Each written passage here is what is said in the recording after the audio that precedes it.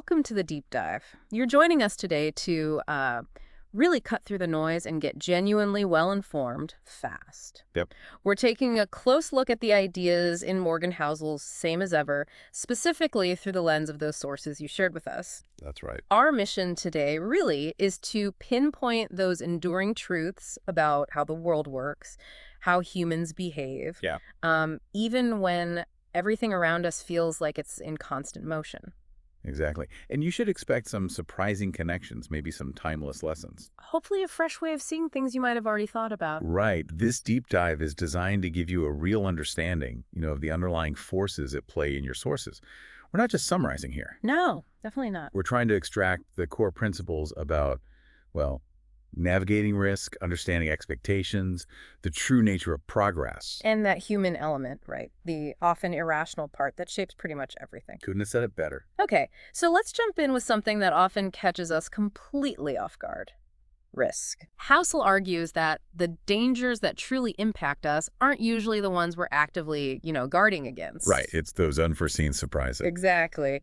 He uses this great story about Warren Buffett during the 2008 financial crisis. Oh, yeah, I remember this one. Driving through Omaha. That's the one. Someone asked him how things would ever get better looking at the struggling city. And Buffett's reply. Right. It was about candy, wasn't it? Yeah. He asked what the top-selling candy bar was back in, 1962. Snickers. Snickers. Still Snickers today, right? Pretty much. The point being, the enduring power of fundamental human desires. They persist even in chaos. That's a great illustration. It connects to how Housel anchors this abstract idea of unseen risk in really personal, sometimes quite harrowing experiences. Like the avalanche story. Exactly. Yeah. His own terrifying experience in Squaw Valley, February 2001, with his friends Brendan and Brian. Experienced steers, right. Very experienced. And one had even promised his mom they wouldn't ski out of bounds that day. But they did. They did. Morgan decided not to go on that second run, planning to meet them later. And then the avalanche hit. Tragically, yes, they lost their lives. It wasn't a risk they'd consciously planned for, skiing terrain they knew well. Wow. The stark takeaway is, well, our preparation focuses on the known risks, doesn't it? Leaving us vulnerable to those black swans. The things we never considered. Precisely. True resilience means acknowledging the limits of our foresight. And for listeners, a black swan is just that, a super rare event with huge impact, something we only rationalize after it happens. It's a sobering reminder, isn't it? No matter how prepared we think we are. The devastating stuff often comes out of left field. Housel then broadens this to major historical turning points, Yeah. like the American Revolutionary War, Right. August 1776. The British had Washington's troops totally trapped against the East River. Right, I remember reading about this. Historian David McCullough noted that just a change in the wind that night, if the British ships couldn't sail upriver. The war could have ended right there. Exactly, a seemingly random weather event with massive historical consequences. Absolutely. Right. And you can draw a line from that to, say, the sinking of the Lusitania in 1915. Okay, how so? Well, nearly 1,200 people died.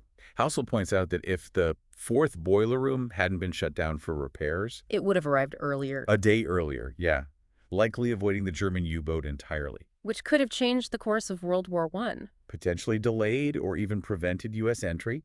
Again, not the big strategic risks nations were focused on, Yeah. just unforeseen contingencies with huge ripple effects. This really underscores the challenge of predicting the future, doesn't it? Totally. We focus on what we can imagine, but the events that truly shape history are often, lurking just outside our awareness. Right. And Housel mentions how even respected outlets like The Economist completely missed huge things like COVID or the Ukraine invasion in their near-future forecasts. Yeah, it's not a knock on their forecasting necessarily. No, not at all. It just shows how the most significant things are often unknowable beforehand. It brings up that Carl Richards quote Housel uses, which is so good. Which one? Risk is what's left over after you think you've thought of everything. Ah, yes. That's humbling, isn't it? It really is. It suggests that no matter how much we plan, the real dangers are in the areas we haven't even conceived of, the unknown unknowns. Exactly. That's where the real peril lies. And this was a huge factor in the Great Depression, right? Looking back, it might seem inevitable. But for people living through the Roaring '20s, it was an epic, unimaginable surprise. People weren't just financially unprepared. No, mentally too. They were just ill-equipped for that kind of unforeseen catastrophe. That Daniel Kahneman quote, Housel shares, fits perfectly here. Remind me. The idea that what you don't see might refute everything you believe just doesn't occur to us. Oof, yeah. We build our models, our assumptions. And we tend to ignore anything that doesn't fit, right? Especially if we haven't even considered it possible. It's a powerful bias. It's almost ironic, thinking about Harry Houdini. The escape artist. Yeah. A master of managing incredible known risks. Being chained underwater, buried alive.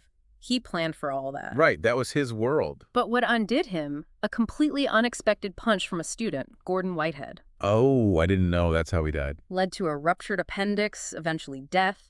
It was the unseen risk, the surprise blow that proved fatal, not the elaborate escapes. Wow. That perfectly reinforces the central idea, doesn't it? The risks that truly matter are often the ones we just fail to anticipate. Which leads us actually pretty neatly into the next point. Evolving expectations. Ah, yes. The gap between reality and what we expect. Always tricky. Okay, so Housel digs into how our satisfaction isn't just about, our objective situation. It's heavily influenced by that gap. The expectation gap. Right. He uses the nostalgia for the 1950s as a great example. We often picture it as this golden age of middle-class prosperity. Yeah, the sort of Leave It to Beaver ideal. Exactly. But the data, it paints a slightly different picture. Median hourly wages, adjusted for inflation, nearly 50% higher today than in 1955. Really? That's surprising. And homeownership rates were actually lower back then. Smaller houses, more people crammed in. Even a Life magazine cover from January '53, while saying things were astonishingly good, quoted a taxi driver. What did he say? He said he'd gone from worrying about how to eat in the '30s to just worrying about where to park in the '50s. Huh. That says it all, doesn't it? Our perception of good is totally relative. What shapes expectations in your field, would you say? Well, it's crucial that our idea of good is relative and often deeply shaped by past experiences. Housel shares those powerful stories. The Holocaust survivor. Paul Verhoeven, yeah, who found incredible happiness just in surviving, and his friend from extreme poverty in Africa. Still amazed by the abundance of food in America. Things many of us just take for granted, Their past hardships fundamentally changed their expectations, their capacity for gratitude. And it's not just about past suffering changing things, right? Even huge success shifts the baseline. Absolutely. Will Smith's observation about fame. Becoming famous is amazing. Being famous just meets expectations. Losing it is miserable. Right. And Naomi Osaka, the tennis star, admitted winning eventually brought more relief than actual joy. Our expectations just catch up and sometimes race ahead. We see it over longer timelines, too. Think about Harry Truman. Initially seen as unprepared, low approval ratings. Totally. But now historians consistently rank him among the top 10 presidents, often ahead of FDR. Because he surpassed those low initial expectations. Exactly. It all comes back to Charlie Munger's blunt advice. Let me guess. First rule of a happy life: low expectations. You got it. Sounds almost cynical, but there's real wisdom there, isn't there? There really is. Keep expectations grounded, and you're far more likely to find contentment. Okay, let's shift gears a bit. Let's talk about what Housel calls wild minds. Ah, the idea that exceptional people often come as a package deal. Admirable traits mixed with less desirable ones. Exactly. We admire the brilliance, the achievements, but we often overlook or want to separate out the quirks, maybe even the flaws. Housel uses Eliud Kipchoge, the marathon runner, as an example. The guy who just sat in silence after the Olympics. Yeah, for hours, totally content. While his fellow medalists were glued to their phones, his mindset is clearly different. And that's probably key to his success. As Bashir Abdi joked, he is not human. Do you think that kind of singular focus often comes at a cost in other areas? Well, Housel emphasizes that this not human quality often does extend to other areas, and not always in ways we admire. Think John Boyd, The fighter pilot. the revolutionary fighter pilot. He literally rewrote the book on aerial combat, the aerial attack study. Brilliant stuff. But he was also famously rude, erratic, disobedient, impatient, clashed constantly with superiors, So the Air Force needed his genius. but struggled immensely with his personality. It's often a trade-off. That unique way they see the world fuels the brilliance, but maybe causes friction elsewhere. Precisely. Look at Isaac Newton, one of the greatest scientific minds ever. Spent a huge amount of time on alchemy, right? Trying to find eternal life. Exactly. A stark contrast to his scientific work, but part of the same complex mind. And a modern example? Maybe Elon Musk. A compelling one, yeah. Visionary thinking leading to incredible innovations, EVs, space exploration. But often intertwined with unconventional, sometimes controversial behavior. Right. Whether it's solving Flint's water crisis his way or his business practices, the admired and less admired aspects seem inseparable. This leads to another point. Our desire for certainty often beats our desire for accuracy, especially with predictions. Oh, absolutely. We'd rather have someone confidently tell us what will happen, even if it's less likely. Then grapple with uncomfortable probabilities. Exactly.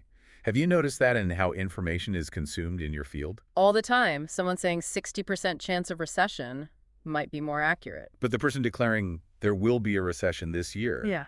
gets more attention, offers certainty, even if it's less reliable. Housel uses the bin Laden raid story to illustrate this uncertainty, even at high levels. Right. Obama's saying the odds of him being there were 50-50.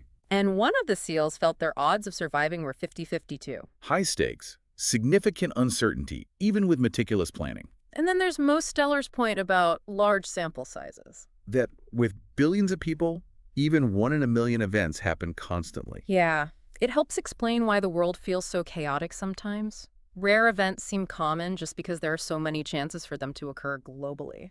And we're just more aware of them now because we're so interconnected. Which is a perfect segue to the next idea.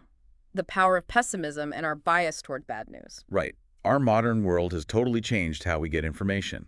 Frederick Lewis Allen described how in 1900, news was mostly local.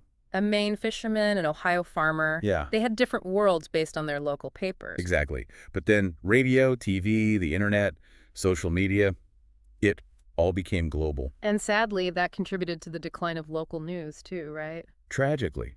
Housel mentions 1,800 U.S. print outlets disappeared between 2004 and 2017. And the wider the news gets, the more pessimistic it seems to become. Why is that?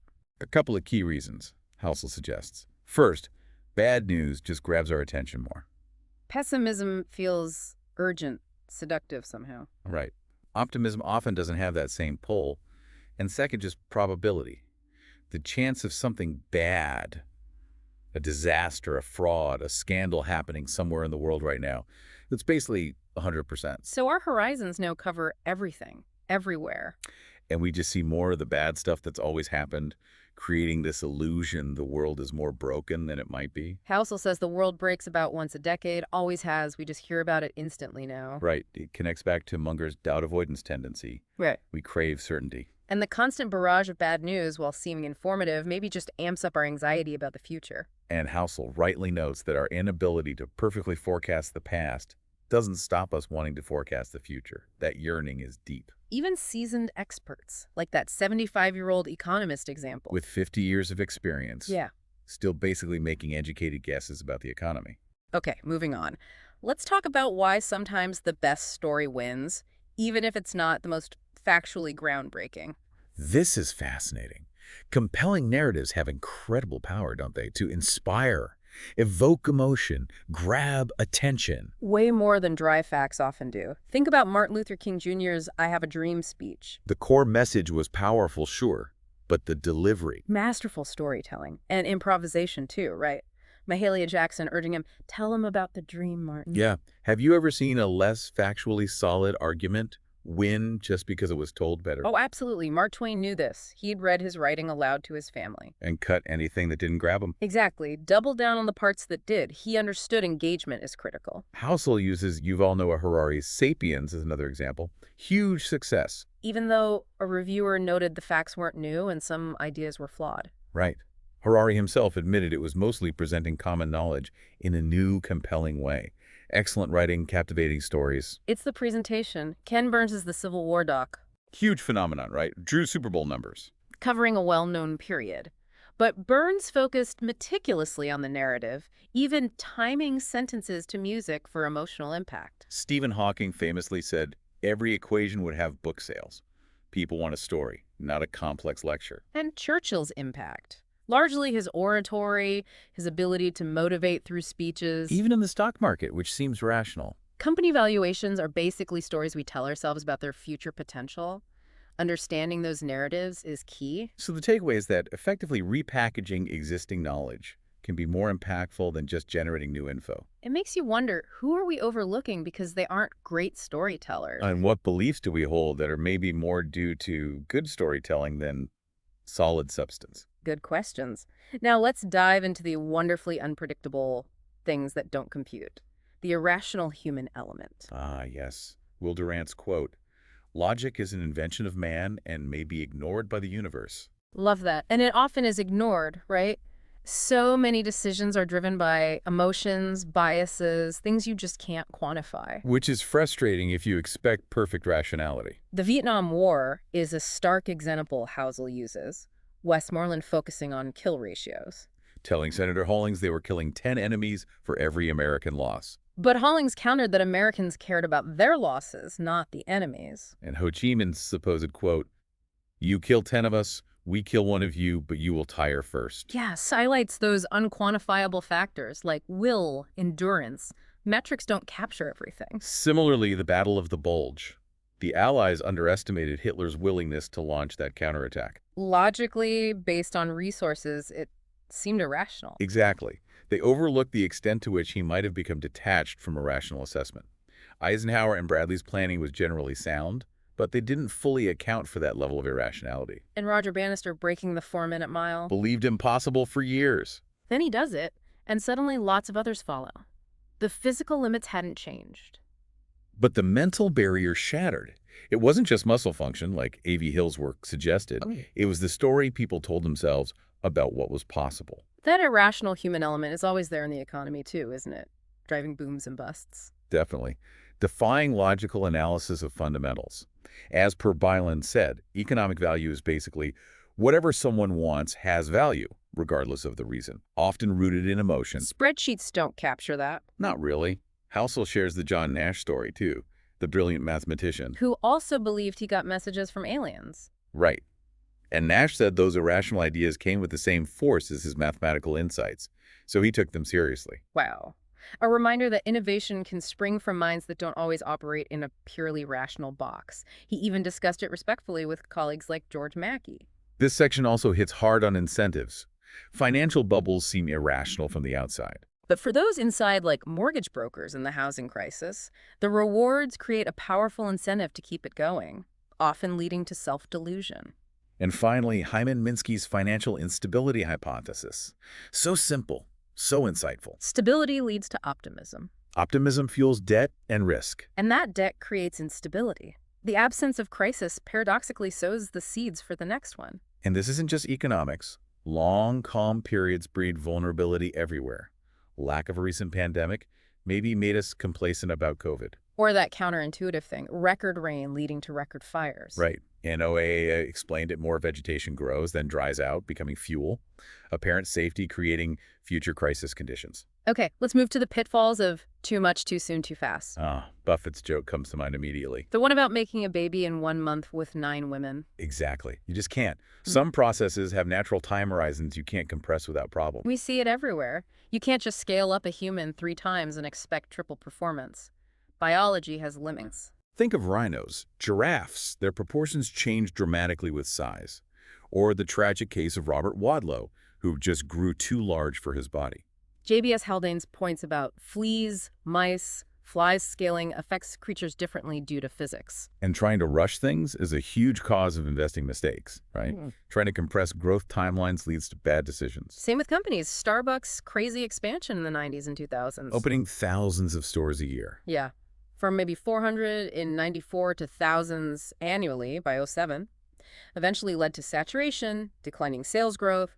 Hypergrowth has consequences. Harvey Firestone knew this, advised against trying to get all the business at once, said you couldn't handle it or hold on to it. And leadership styles have to adapt too. What works for a small startup can be disastrous for a huge company. Like Travis Kalanick at Uber, maybe. Some things just don't scale well past a point. Housel also uses that biology experiment with fish. The ones with slowed early growth lived longer. Significantly longer. Suggests forced early growth might divert resources from long-term maintenance. Researcher Neil Metcalf said a machine built hastily might fail quicker.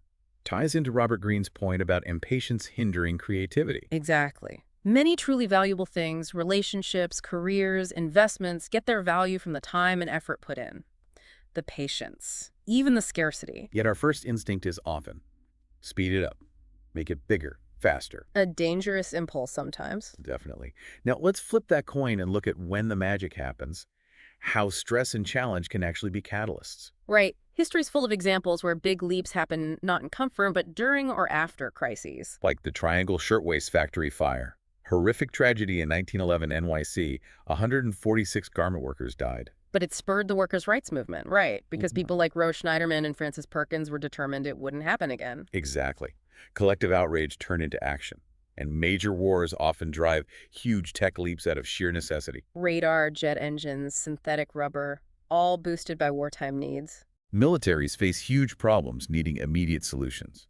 Cuts through red tape, fosters collaboration. The incentives are stark failure is catastrophic. Very different from trying to optimize ad clicks. Totally. As Shopify founder Toby Licky said, nothing can become truly resilient when everything goes right. And Nassim Taleb. The excess energy released from overreaction to setbacks is what innovates. Stress focuses attention, kills procrastination, forces urgent action. Even that unnamed WWII soldier recognized staying afraid helped avoid fatal mistakes. It's fascinating to look at the 1930s U.S. Great Depression, immense hardship. But also incredibly productive technologically. In many ways, yes. Total factor productivity soared. People and businesses found efficiencies under extreme pressure. Alex Field's work shows output per hour jumped with little increase in hours worked. Wow, what kind of things? Car numbers exploded, leading to infrastructure like the Pennsylvania Turnpike, the Golden Gate Bridge. Better transport networks. Rural electrification surged via the REA. Yeah. By 39, maybe 25% of rural homes had power, a big jump. Huge improvement. Even washing machine makers, facing falling sales, invented laundromats. Factory efficiency rose dramatically as companies fought to survive. And with fewer jobs, more kids stayed in school longer. Yep, high school graduation rates surged. That better educated workforce, plus the efficiency gains and new infrastructure, was vital when WWII started. Necessity really is the mother of invention. Andrew Wilkinson called successful people a walking anxiety disorder harnessed for productivity. And Patrick O'Shaughnessy noted many talented people are more tortured than just happy. Fear and struggle can be motivators that positive feelings just aren't.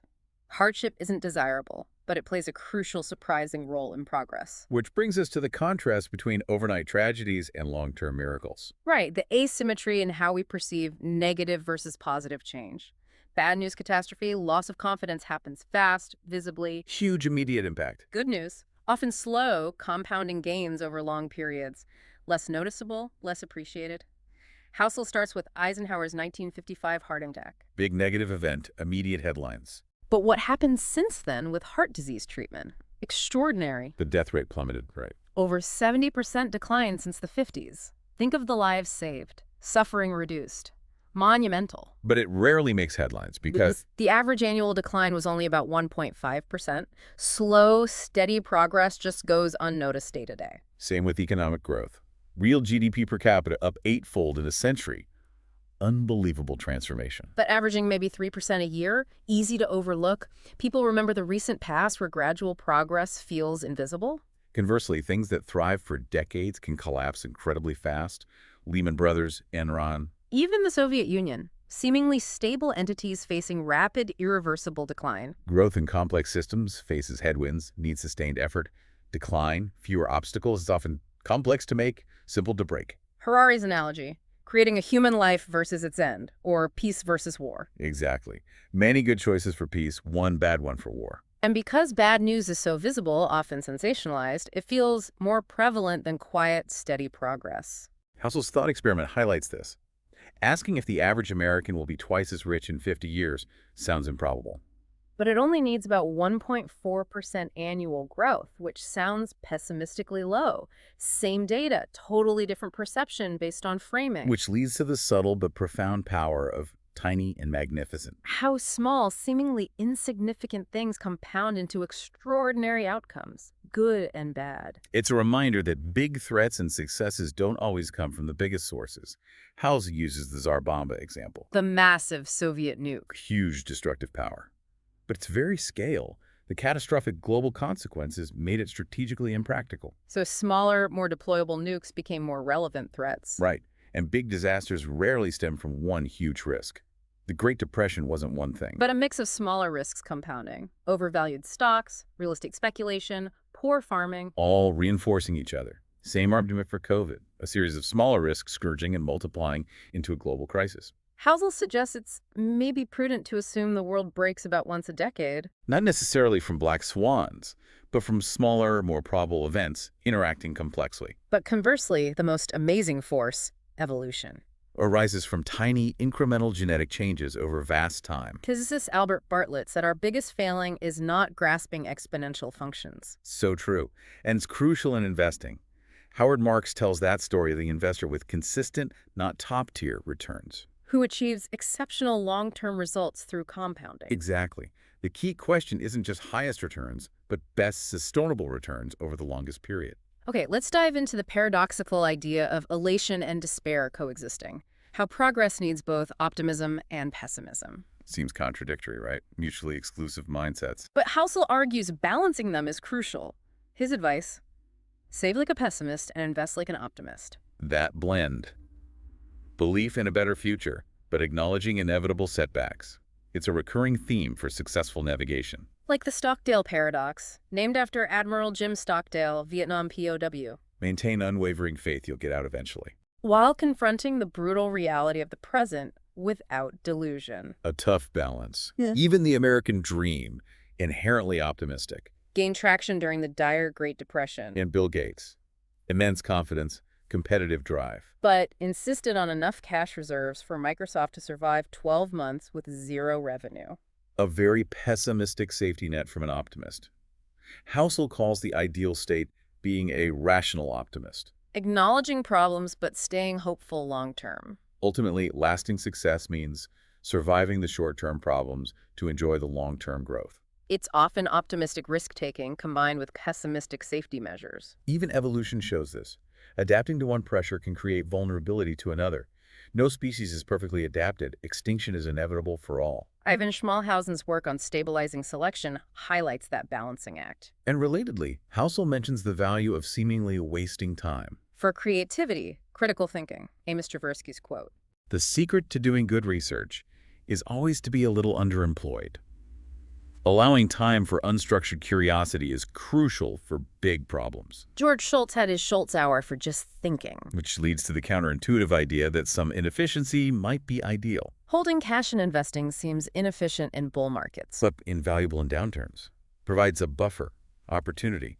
Better to be approximately right with margin for error than precisely wrong. Striving for absolute perfection can increase vulnerability.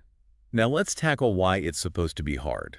And the allure, the danger of shortcuts.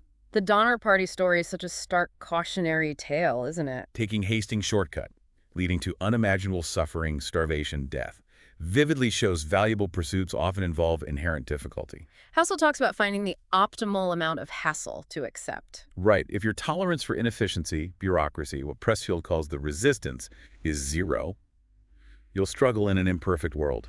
But accepting any level of nonsense is bad, too. There's a sweet spot. Recognizing and accepting some friction as the necessary price for something worthwhile. Like Housel's friend Brent described running a company, eating glass while being punched in the face. Dealing with that hassle is often why the rewards can be significant if you succeed. And accepting some messiness leads to a more realistic understanding of how the world actually works. Not just how we wish it worked. So the takeaway is, identify the price effort, complexity, frustration, and be willing to pay it rather than seeking dangerous shortcuts. Exactly, which ties into the next point. Keep running. The reality that most competitive advantages eventually die. Nature shows this, right? Cope's rule species tend to get bigger over time. But Closet and Irwin point out counterbalancing forces, constraints, no endless growth in one trait. Always trade-offs. And in business, the rise and fall of Sears is a classic example. Seemingly unassailable advantage, eroded by changing markets, new competition. That yes, we are open sign became kind of poignant. Several factors usually contribute. Shifting consumer tastes, new innovators, limits of being a one-trick pony. Van Valen's Red Queen hypothesis captures it perfectly. From Through the Looking Glass. It takes all the running you can do to keep in the same place. Exactly. You have to constantly evolve just to stay relatively fit in a competitive world. History shows this again and again. We shouldn't be surprised when dominant things fade. New tech adoption follows that cycle too. Disbelief, resistance, acceptance taken for granted. Thomas Edison's optimism in 1908 about future innovation is a reminder not to underestimate possibilities, even when we think the low-hanging fruit is gone. Innovation is unpredictable, arises from unexpected combinations, emergent effects. Like that first long-distance wireless message sent the same day the Washington Post interviewed Edison about the future. Minor things, profound consequences. Which brings us to the final, crucial point. Harder than it looks and not as fun as it seems. The illusion of effortless success. Right. We usually only see the polished, curated version of reality. Media, business, social media. Creates this illusion of effortless success, hiding the struggles, setbacks, hard work underneath. The saying, an expert is from out of town, or a prophet not recognized at home. Distance creates an inaccurate perception of ease. Social media highlights versus mundane daily life. The iceberg analogy is perfect. Most of the effort, the challenges, are hidden below the surface. Only the small tip of success is visible. And comparing our messy journeys to that perceived effortless success leads to feeling inadequate, envious. We elevate successful people because we don't see their ordinary, flawed decision-making, the grit required. The story of the artist who switched to selling crack Illustrates the power of immediate incentives. Or Yevgeny Yevtushenko, speculating scientist in Galileo's time, stayed silent due to family needs. Incentives, financial, social, are incredibly powerful, can make people rationalize almost anything. That true story of the pizza guy turned subprime mortgage banker, making more in a day than he used to in a month. Shows how perverse incentives sustain flawed systems. Even El Chapo gained local popularity by providing economic benefits. Unsustainable trends persist longer than seems reasonable because of incentives. Makes you think, how would my views change with different incentives? A crucial question. And first-hand experience is often the most persuasive evidence. Housel shares accounts. The German civilian during hyperinflation and Hitler's rise.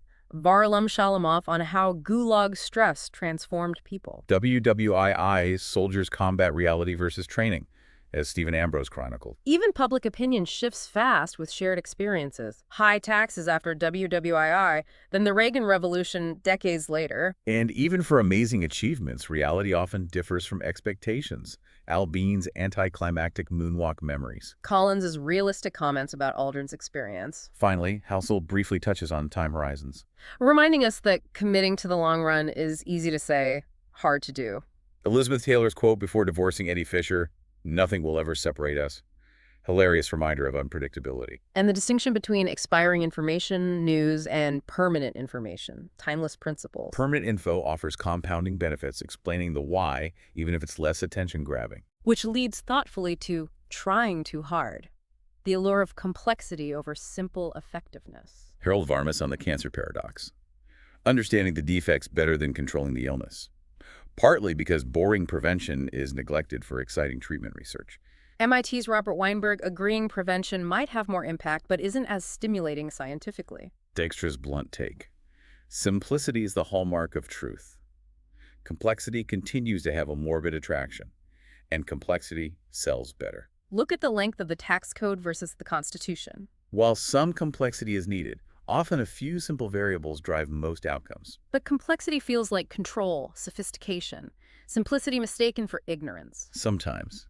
But true mastery, like Feynman or Hawking showed, is finding the direct, understandable path for complex ideas, not dumbing down. That anecdote about Dr. McCrae's misdiagnosis and the professor's simple intervention. No points awarded for difficulty.